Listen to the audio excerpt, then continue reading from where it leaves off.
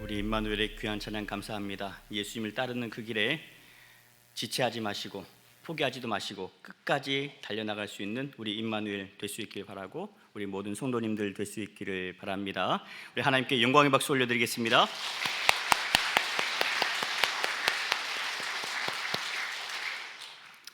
할렐루야. 오늘 나를 따르라 라는 제목으로 말씀의 은혜를 나누도록 하겠습니다. 마태복음 5장에서 7장까지 예수님께서 산에 오르셔서 말씀을 가르치셨다라고 해서 산상수훈 이렇게 얘기하죠. 복 있는 사람에 관해 가르쳐 주셨습니다. 그리고 올바른 경건생활이란 무엇인지, 천국 백성으로 어떻게 살아가야 할 것인지에 관해서 예수님께서 가르쳐 주셨죠.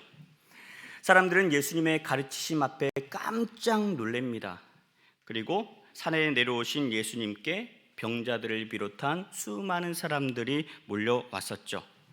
예수님은 이렇게 찾아온 사람들을 모두 사랑으로 대해 주셨어요.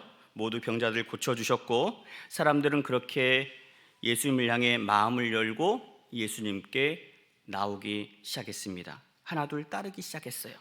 그런데 문제는 예수님께 도움을 구하는 자들이 쉴 새 없이 계속해서 밀려오고 있었다는 점입니다. 예수님 저 좀 고쳐주십시오. 예수님 제 자식도 고쳐주십시오. 예수님 저희 집으로 좀 가주셨으면 좋겠습니다. 저희 노모가 병들어서 누워 계십니다. 그러니 저와 함께 가주십시오. 이런 요청들을 예수님께서 들으시고 너무나 힘드셨을 것 같아요. 지치시고 피곤하셨겠죠. 예수님은 무엇보다 사람들이 이렇게 몰려드는 것을 원치 않으셨습니다. 왜냐하면 이들이 모이면서 하나의 세력을 형성하고 또 다른 원치 않은 계획을 꿈꾸기 때문에 그렇습니다. 그래서 오병이어 기적 때도 사람들이 예수님을 임금으로 세우려고 하는 그런 모습을 아시고 황급히 그 자리를 떠나지 않으셨습니까? 오늘 말씀도 마찬가지예요. 건너편으로 가자꾸나 라고 말씀하시죠. 이곳은 28절에도 나오듯이 갈릴리 호수 건너편 가다라 지방을 가리킵니다. 예수님께서 이렇게 사역을 하시면서 때로는 피곤해하는 모습, 그리고 기뻐하시는 모습, 슬퍼하시는 모습을 볼 때마다 예수님은 정말 우리와 똑같은 인간의 몸으로 오셨다는 것을 우리가 확인할 수 있죠. 만약 예수님께서 고통도 느끼지 않으시고 피곤도 느끼지 않으시는, 모든 일에 그저 전지전능하신 하나님이시라고 한다면 십자가 사건도 당연하게 다가올 겁니다. 왜냐하면 예수님은 원래 하나님이시니까 아픔도 못 느끼시고 모든 일들에 그냥 당연하게 여기시는, 고난도 없으시기 때문에. 그러나 예수님은 우리와 똑같은 연약한 몸을 입고 이 땅에 오셨습니다. 우리와 똑같이 배고파하시고 똑같이 아파하시고 똑같이 고난당하시는 예수님이셨죠. 그래서 우리의 아픔에 진심으로 공감하실 수 있으시고 진심으로 위로해 주시는 분이십니다. 히브리서 기자는 이 대목을 이렇게 정리하고 있죠. 히브리서 4장 15절 같이 읽겠습니다. 우리에게 있는 대제사장은 우리의 연약함을 동정하지 못하실 리가 아니요 모든 일에 우리와 똑같이 시험을 받으신 이로되 죄는 없으시니라. 아멘. 우리와 예수님 간의 차이점이 있다면 뭐라고 말씀하세요? 우리는 죄가 있지만 예수님에게는 죄가 없으시다. 이렇게 죄 없으신 예수님께서 죄인을 처형할 때 사용하는 십자가에 달리셨습니다. 이를 위해 이 땅에 오셨고요, 십자가에서 흘린 피로 우리의 죄를 사해 주셨습니다. 여러분, 예수님이 이렇게 하신 이유가 뭐겠어요? 요한복음 3장 16절에 잘 나와 있죠. 하나님이 세상을 이처럼 사랑하사. 하나님이 세상을 사랑하시기 때문에 독생자를 보내주신 겁니다. 예수님도 우리를 사랑하시기 때문에 당신의 몸을 십자가에 내어주신 거예요. 여러분, 조그만 가시에 찔려도 얼마나 따끔하고 아픕니까? 예수님이 우리 죄를 용서하기 위해서 그 큰 못을 손에 박으시고 발에도 발에 그 못을 박히시고 창에는 십자가 창으로 찔리셨어요. 옆구리 창으로 찔리셨습니다. 우리 남신도회에서 이번 부활주의를 준비하면서 녹슨 세계 못이라는 그런 선극을 준비하고 있습니다. 어제 첫 대본 읽고 연습하는 모임에 함께 있습니다마는 짧은 글입니다. 짧은 대본이에요. 그런데 감동이 있더라고요. 예수님을 못 박는 그 못을 한 대장장이가 자기 녹슨 못을 제공하고 나서 속으로 아파하는 모습들. 내가 예수님을 못 박았지. 내가 그 못을 제공했지. 근데 예수님이 말씀하세요. 괜찮단다. 베나단 괜찮아. 괜찮아. 왜요? 예수님은 그것을 위해 이 땅에 오셨기 때문에 그렇습니다. 여러분, 이번 사순절을 보내시면서 우리를 향하신 하나님의 사랑, 그리고 예수님의 십자가의 은혜를 깊이 묵상하시고, 예수님께서 우리를 부르실 때에 믿음으로 화답하고 그 길에 설 수 있는 저와 여러분 될 수 있기를 예수님의 이름으로 축원합니다. 오늘 말씀은 예수님께서 건너편으로 건너가자라고 하실 때 두 사람이 예수님께 나와서 주고받은 대화의 내용입니다. 첫 번째 사람이 등장하죠. 한 서기관이 예수님께 찾아왔습니다. 그리고 얘기하죠. 선생님께서 어디로 가시든지 간에 제가 선생님을 따르겠습니다. 당시 서기관은 유대 사회에 있어서 존경받는 위치에 있는 사람입니다. 그가 미치는 힘도 아주 대단했습니다. 그런 사람이 예수님께 찾아와서 예수님을 랍비라고 불렀어요. 선생님으로 불렀습니다. 이 말은 존경의 의미를 담아서 부르는 호칭이에요. 선생님께서 어디로 가시든지 간에 제가 그 뒤를 따르겠습니다. 예수님의 제자가 되겠습니다 하고 나선 거죠. 이 사람이 어떤 연유로 예수님께 찾아왔고 예수님을 따르겠다라고 했는지는 성경에 나와 있지 않습니다. 그러나 이 사람이 예수님을 향해서 선생님하고 부른 것으로 볼 때에 예수님께서 말씀을 권위 있게 전하시는 모습을 보고 또는 그 소식을 듣고서 말씀을 배우기 위해, 그리고 말씀을 가르치는 그 기술을 배우기 위해서 찾아오지 않았을까요? 아니면 예수님을 통해서 뭔가를 얻기 위해, 부귀영화를 얻기 위해서 찾아왔을 수도 있습니다. 어찌됐든 간에 예수님의 제자들 중에 서기관 같은 이런 똑똑한 사람, 힘 있는 사람이 제자가 된다면 예수님의 사역에도 큰 힘이 될 것은 분명합니다. 엄청난 파급 효과가 있겠죠. 그러나 예수님은 어떤 사람들을 제자로 삼으셨습니까? 힘이 없는 자, 가난한 자, 약한 사람들을 데려다가 가르치시고 존귀한 자로 세워주셨습니다. 예수님께서 서기관에게 이렇게 말씀하시죠. 20절 보실까요? 예수께서 이르시되 여우도 굴이 있고 공중의 새도 거처가 있으되 인자는 머리에 둘 곳이 없다 하시더라. 네가 나를 따르기 위해서 큰 결단을 하고 왔을 거야. 이것도 저것도 포기해야 될 것이고 이 사람 저 사람 눈치도 봐야 했을 거야. 그런데 너 이거 아니? 여우도 새도 보금자리가 있잖아. 근데 정작 인자는 머리 둘 곳도 없더구나. 누구 하나 기꺼이 받아주는 사람이 없단다. 그런데도 나를 따르겠느냐 물으세요. 사실이 그랬어요. 누가복음 4장에 보시면 예수님께서 자라셨던 동네가 있죠.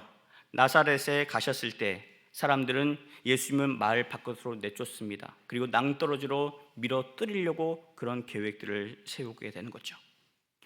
예수님께서 베데스다 연못가에서 38년 된 병자를 고치셨을 때 그때 사람들은 어떻게 반응했습니까? 요한복음 5장 18절에 보시면 이렇게 나옵니다. 유대인들이 이로 말미암아 더욱 예수를 죽이고자 하니. 예수님은 하나님의 말씀을 올곧게 전하신 것밖에 없습니다. 당신에게 찾아온 사람들을 만나 주신 것밖에 없습니다. 그들의 아픔을 공감하시고 그들의 병을 고쳐 주신 일밖에 없습니다. 귀신을 쫓아 주신 일밖에 없습니다. 그런데 사람들은 이로 말미암아 예수를 죽일 궁리를 하는 거죠. 예수님께서 가시는 곳마다 수많은 사람들이 예수님께 몰려왔습니다. 예수님을 따랐습니다. 그런데 모두가 예수님을 좋아 따른 건 아니었습니다. 누군가는 예수님을 죽이기 위해서 혈안이 된 사람들도 있었다라고 하는 거죠. 예수님은 그렇게 자기를 따르겠다는 자들에게 이런 말씀을 주시죠. 마가복음 8장 34절 같이 읽어보실까요? 무리와 제자들을 불러 이르시되 누구든지 나를 따라오려거든 자기를 부인하고 자기 십자가를 지고 나를 따를 것이니라. 아멘. 사람들이 좋은 면만 보고 나를 따르는 것 같은데 그렇지 않다고 말씀합니다. 물론 나를 믿고 따를 때 너희에게서도 말씀의 권세가 임할 거야. 병자가 고침을 받을 것이고 귀신도 도망갈 거야. 사람들은 그런 모습에 환호하겠지만 그게 다가 아니란다. 너희를 시기하고 질투하는 자들도 반드시 함께 한다고 말씀하세요. 바꿔 말하면 너희가 세상의 성공을 위해서, 부귀 영화를 위해서 뭔가를 얻고자 나를 따른다고 한다면 반드시 실망하게 될 거라는 거예요. 왜냐하면 예수님은 세상의 권세를 주시기 위해 이 땅에 오시지 않았기 때문에 그렇습니다. 예수님은 오히려 십자가에 달리기 위해서, 죽기 위해서 이 땅에 오셨습니다. 우리를 구원하기 위해 오셨고 지금도 십자가를 향해서 한 걸음 한 걸음 담대하게 나아가고 계시고 있는데 너희가 이걸 모르고 나를 따른다면 어려운 일이 생기고 할 수 없는 일들이 생기고 괴로운 일이 생길 때마다 너희는 언제든지 나를 떠날 수밖에 없다라고 말씀하세요. 그러나 예수님께서 이 땅에 오신 이유를 우리가 분명히 알고 우리가 각자의 십자가를 지고 예수님을 따르겠다고 나서게 된다면 하나님께서 주시는 평안의 은혜가 우리에게 임하게 될 거라고 말씀하시는 거죠. 이로 인해서 기쁨과 감사가 넘쳐나게 될 것이다 라고 말씀합니다. 사랑하는 여러분, 믿음 생활하는 우리 모두에게 이런 결단으로 예수님을 따를 수 있었으면 좋겠습니다. 내가 원하는 바를 이루기 위해서 하나님을 믿는 것이 아니고 하나님이 우리를 사랑하셔서 예수님을 보내주신 그 사랑, 예수님의 십자가의 은혜에 감사하며 믿음으로 나아가는 저와 여러분 될 수 있기를 주님의 이름으로 축원합니다. 예수님께 찾아온 두 번째 사람을 보겠습니다. 21절입니다. 제자 중에서 또 한 사람이 이르되 주여 내가 먼저 가서 내 아버지를 장사하게 허락하옵소서. 제자라고는 했지만 예수님의 12 제자 중에 한 사람은 아닙니다. 예수님의 말씀에 감명을 받고 예수님께서 하셨던 일을 보고 놀라운 마음으로 따라 나섰던 사람들 중에 한 사람이었던 것 같습니다. 그런 그가 예수님께 부탁을 하죠. 주여 내 아버지의 장례를 치르도록 허락해 주십시오.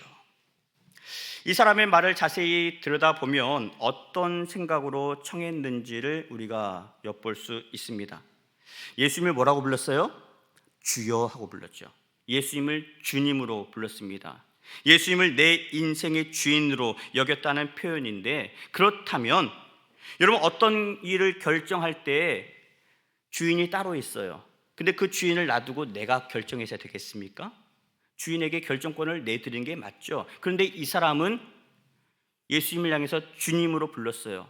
주여라고 불렀습니다. 그런데도 모든 결정은 이미 자기가 다 했어요. 다 내렸습니다. 이제 예수님에게 가서는 허락만 받겠다라고 하는 거죠.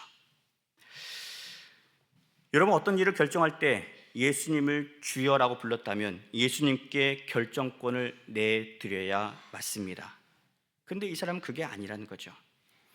예수님하고 불렀습니다. 예수님을 따라 나섰습니다.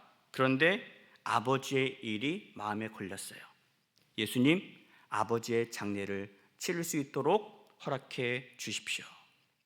여러분 이게 왜 문제가 되는지 두 가지로 찾아볼 수 있습니다. 첫 번째, 이 대목을 하나님께 기도하는 모습으로 적용해 보면 쉽게 알 수 있습니다. 우리가 하나님 앞에 기도할 때 어떤 기도든지 올려드릴 수 있습니다. 하나님 아버지께 어떤 부탁이든지 드릴 수 있습니다. 그러나 내가 원하는 것을 마음에 정해놓고 하나님께 하나님 저 이미 마음에 정했어요. 이거 들어주세요. 이거 들어주셔야 합니다. 하고 그렇게 허락을 해달라고 기도한다면 어떻게 되겠습니까? 하나님께서 내 바람대로 들어주지 않으시면 어떻게 하실 거예요? 들어주시면 하나님 섬기고 들어주지 않으시면 하나님 그때부터는 섬기지 않으실 겁니까? 여러분 이런 식의 기도는 옳지 않습니다. 기도는 그렇게 하면 안 됩니다. 우리가 하나님 앞에 기도할 때 우리가 원하는 바를 얼마든지 아뢰 수는 있습니다. 그러나 기도의 응답만큼은 하나님께 맡겨드려야죠. 왜냐하면 기도를 들으시고 판단하시고 행하시는 일은 내가 아니에요. 하나님이시기 때문에 그렇습니다. 하나님이 우리 인생의 주인이시기 때문에 그런 거예요. 나를 나보다 더 잘 아시는 하나님께서 나의 지나온 생활을 아시고 지금 나에게 무엇이 필요한지를 아시고 그리고 나의 앞길을 예비하고 계시다는 것을 믿는다면 기도의 응답만큼은 전적으로 하나님께 내어드려야 맞습니다. 그래서 내가 원하는 것을 이루어 주셔도 감사해야 하는 것이고요, 내가 기도한 바를 지금 이루어 주지 않으시고 좀 더 기다리게 하시더라도 감사해야 되는 것이고요, 거절을 하셔도 감사할 줄 알아야 합니다. 왜냐하면 하나님이 우리 인생의 주인이시니까. 하나님은 우리에게 가장 좋은 것을 주시는 아버지시니까. 가장 좋을 때에 가장 좋은 것으로 꼭 필요한 것으로 공급해 주시는 우리 아버지이시기에 그렇습니다. 이 사람의 말이 문제가 되는 두 번째 이유가 있어요. 인간의 생사화복은 전적으로 하나님께 있기에 그렇습니다. 이 사람의 말을 보면 아직 아버지가 돌아가셨는지, 돌아가실 상황인 것인지, 아니면 돌아가실 것을 염두에 두고 한 말인지 분명치 않습니다. 그런 가운데 아버지를 장사 지내고 따르겠습니다 하는 말의 의미는 뭐겠어요? 주님을 따르기도 전에 아직 일어나지 않은 일에 마음이 빼앗겨 있다는 것을 보여주는 것이겠죠. 여기에 대해 예수님의 답변 보실까요? 22절입니다. 예수께서 이르시되 죽은 자들이 그들의 죽은 자들을 장사하게 하고 너는 나를 따르라 하시니라. 아멘. 일어나지 않은 일에 마음을 빼앗기지 말고 나를 따르는 일에 집중하라는 거죠. 시간 끌지 말고 지체하지 말고 지금 당장 채비를 갖춰서 나를 따라 나서라 라고 말씀합니다. 여러분, 믿음 생활도 이와 같습니다. 바쁜 일 다 하고 나서 나중에 시간이 될 때 예수님 따라가겠습니다. 여러분, 세상 일이 어디 만만합니까? 돈 버는 게 어디 쉽습니까? 목사님, 돈 벌려면 지금 일해야 돼요. 지금 경기 좋을 때 한창 바짝 일해야 돈 벌 수 있습니다. 여러분, 예배 드릴 때 예배 드리지 않고 나가서 일을 하는 게 이게 옳습니까? 여러분, 믿음 생활은요, 분별하는 겁니다. 무엇이 옳은 일인지, 무엇이 하나님께서 기뻐하시는지를 우리가 판별할 수 있어야 하는 거예요. 목사님, 예배 안 드리겠다는 게 아니에요. 급한 일 마치고 시간이 되면 그때 예배 드리겠습니다. 여러분, 그게 아니에요. 더욱이 지금 제자들은요, 예수님과 함께 할 수 있는 시간은 고작 3년밖에 없습니다. 이 3년이라는 짧은 시간 동안 예수님과 함께 지내면서 배워야 되는 거예요. 어떻게 따라야 할 것인지, 천국이란 무엇인지, 이런 어려움 속에서 하나님께서 원하신 바는 무엇인지 배워야 하는 거죠. 예수님의 말씀에 집중해야 하는 이때에 언젠가 있을 아버지의 장례식을 미리 걱정하는 것은 예수님을 따르겠다는 사람에게 합당치 않다라고 하는 거죠. 도움이 되지 않습니다. 게다가 유대인들은요, 장례를 2번 치릅니다. 우리는 돌아가시고 나면 한 번 모시고 나면 그걸로 끝이죠. 그런데 유대인들은 그렇지 않아요.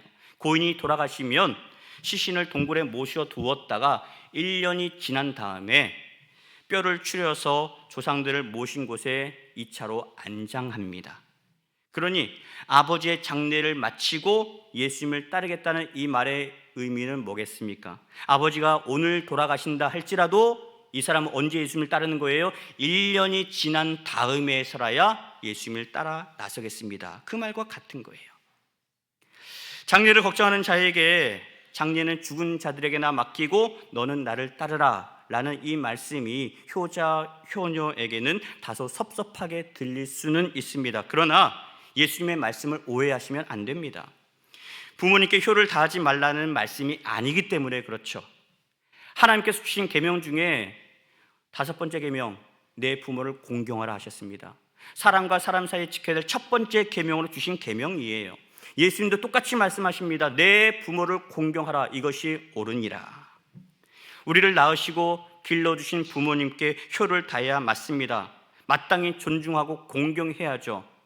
그러나 살아 계실 때 잘하셔야 됩니다. 돌아가시고 나서 하는 것은 의미가 없는 거예요. 죽은 자들이 그들의 죽은 자들을 장사하게 하고 너는 나를 따르라는 예수님의 말씀의 의미는 이렇습니다. 아버지가 돌아가시면 그때 가서 장례 치러도 늦지 않다. 그리고 고인의 육신이 탈골되는 그 동안에 손 놓고 1년 동안 기다리고 있지 말고 지금 당장 해야 될 일에 집중해야 한다는 그런 의미인 거죠. 여러분, 매 순간 하나님의 뜻이 어디에 있는지 묻는 일을 우선순위에 두셔야 됩니다. 물론 세상 일도 중요하죠. 최선을 다하셔야 됩니다. 그래서 성경에도 말씀하죠. 무슨 일을 할 때 죽게 하듯 하라.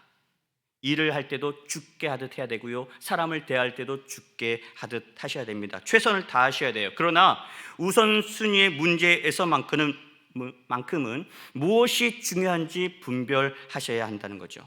여러분, 하나님의 일과 이 세상의 일 중에서는 이건 저울질하는 일이 아닙니다. 어떤 것이 더 중요하고 급한지 저울질할 문제가 아닌 거예요. 하나님께 예배하는 일을 항상 우선으로 여기셔야 하는 겁니다. 흔들리셔는 안 됩니다. 기준을 명확하게 세우셔야 하는 거예요. 예수님을 내 인생의 주인으로 삼았다라고 한다면 어디로 가든지 예수님께서 기뻐하실 자리에 쓰셔야 맞고요. 어떤 결정을 하든지 예수님의 뜻대로 결정하셔야 하는 겁니다. 그리고 그 일에 최선을 다해야 하는 거죠.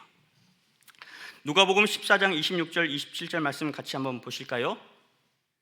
물은 내게 오는 자가 자기 부모와 처자와 형제와 자매와 더욱이 자기 목숨까지 미워하지 아니하면 능히 내 제자가 되지 못하고 누구든지 자기 십자가를 지고 나를 따르지 않는 자도 능히 내 제자가 되지 못하리라. 아멘.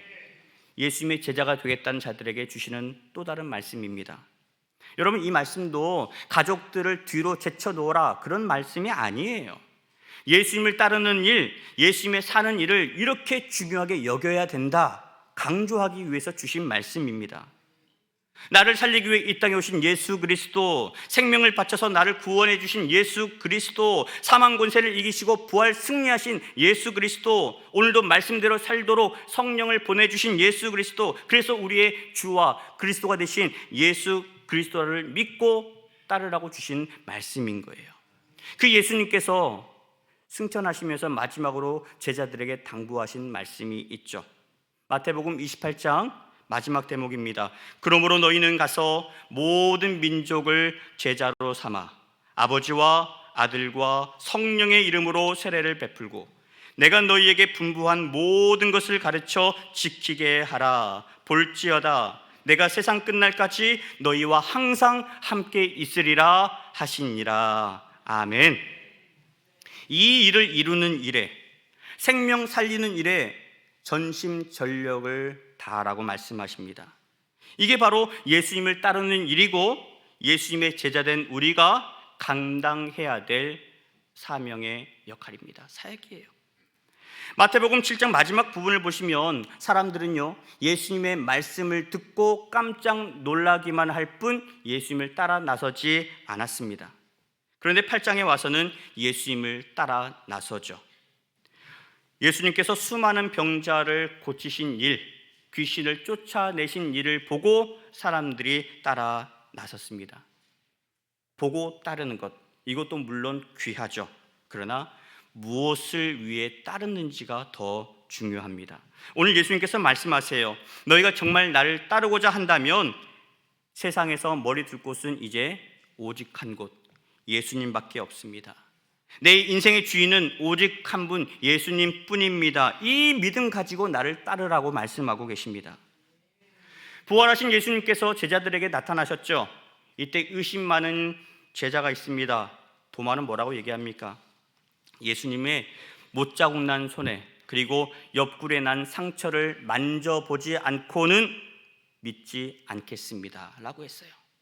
이때 예수님께서 도마에게 주신 말씀을 함께 보실까요? 요한복음 20장 27절입니다. 시작. 내 손가락을 이미 내밀어 내 손을 보고 내 손을 내밀어 내 옆구리에 넣어보라.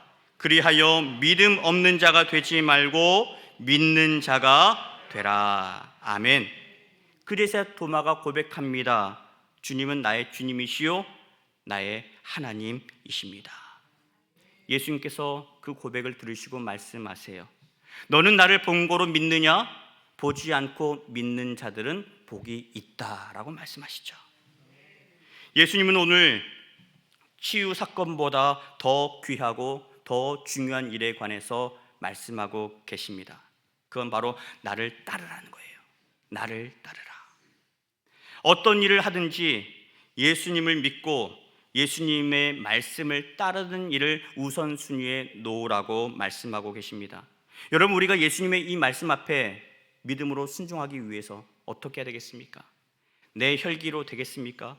내 안에 여전히 나의 자아가 살아있는데 예수님께서 나를 따르라 라고 명하실 때 여기에 돈이 되는 일이 있는데 어떻게 따라질 수 있겠습니까? 여러분, 내가 죽지 않으면, 십자가에 나를 못 박지 않으면 우리는 예수님을 따라갈 수 없습니다. 따라가고 싶어도 그 발걸음이 떨어지지 않을 겁니다. 예수님이 걸어가신 그 길을 향해서 달려가더라도 발걸음이 늦어질 겁니다. 계속해서 주변에 내 시선을 사로잡는 것들이 가득하기 때문에 그렇습니다. 사랑하는 여러분, 예수님께서 나를 따르라고 명령하실 때 이제는 더 이상 주저하지 마십시오. 이제는 더 이상 지체하지 마십시오. 우리는 이미 오랜 세월 주저하지 않았습니까? 이미 지체하지 않으셨습니까? 이제는 시간이 없습니다. 주님께서 오늘 여러분을 부르실 때 주여 내가 여기 있나이다. 부족한 저를 불러주셔서 감사합니다. 저 같은 사람을 제자로 삼아주신다니 고맙습니다. 그렇게 감사하며 따라 나서야 되지 않겠습니까? 이번 한 주 우리 동부교회 모든 성도님들이 이 마음과 결단 가지고 예수님과 행복한 동행을 할 수 있기를 바랍니다. 그래서 예수님께서 원하시는 자리에 서고 예수님께서 기뻐하시는 결정을 하면서 복음의 참 제자로 살아가는 저와 여러분 모두가 되기를 예수 그리스도의 이름으로 간절히 축원합니다. 함께 찬양하실 때 우리가 주인 삼고 있는 여러 가지 많은 것들이 있을 겁니다. 그동안 내가 의지했던 것들 많이 있을 겁니다. 그런 것들 이제 내려놓으시고 예수님만을 주인으로 삼겠습니다. 함께 고백하며 찬양하겠습니다.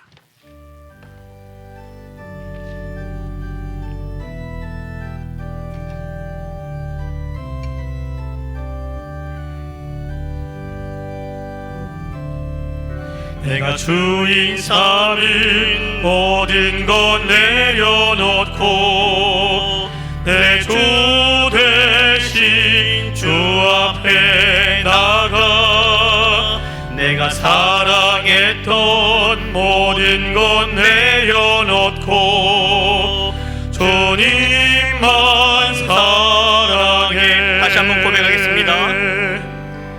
내가 주인 삼은 모든 것 내려놓고 내 주 대신 주 앞에 나가 내가 사랑했던 모든 것 내려놓고 주님만 사랑해. 일어나서 찬양하겠습니다. 주 사랑, 주 사랑 거친 풍랑에도 깊은 바다처럼 나를 잠잠케 해. 주 사랑 내 영혼의 반석 그 사랑 위에 서리. 다시 한번 고백하겠습니다. 내가 주인 삼은 내가 주인 삼은 모든 것 모든 내려놓으십시오. 내 주 대신 주 앞에 이제는 예수님만 붙드실 수 있기를 바랍니다. 내가 사랑했던 모든 것 내려놓고 주님만 사랑해. 주 사랑, 주 사랑 거친 풍랑에도 깊은 바다처럼 나를 잠잠케 해. 주 사랑 내 영혼의 반석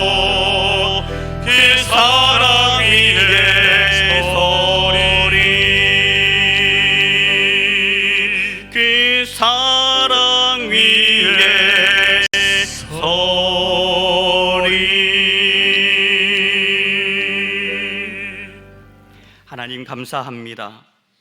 예수님을 보내주셨습니다. 구원의 은혜를 우리에게 주셨습니다. 그 사랑을 받았습니다. 그러니 이제 예수님과 동행하겠습니다. 예수님과 함께 예수님의 뜻을 따르겠습니다. 나를 따르라 명하실 때 이제는 주저하지 않고 지체하지도 않고 그 어떤 일들보다 예수님을 먼저 기억하고 예수님을 따라 나설 수 있는 우리 모든 성도들 되게 하여 주옵소서. 그 길을 걸어가는 가정 가운데 많은 어려움들이 있을 것입니다. 그러나 낙심치 않겠습니다. 나와 함께 하신 주님이 계시기에 그렇고 능히 이겨낼 수 있는 힘을 주시는 성령님께서 함께 하시기에 그렇습니다. 우리 모든 성도들 이번 한 주도 그 믿음으로 서게 하여 주시고 그 믿음으로 주를 따를 수 있는 놀라운 결단이 있게 하여 주옵소서. 예수님의 이름으로 기도합니다. 아멘.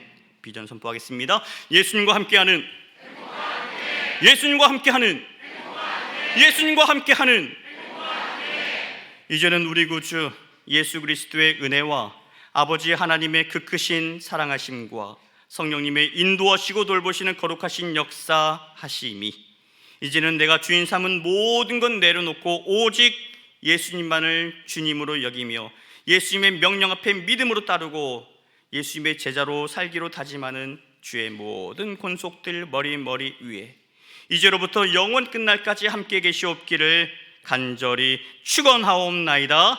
아멘.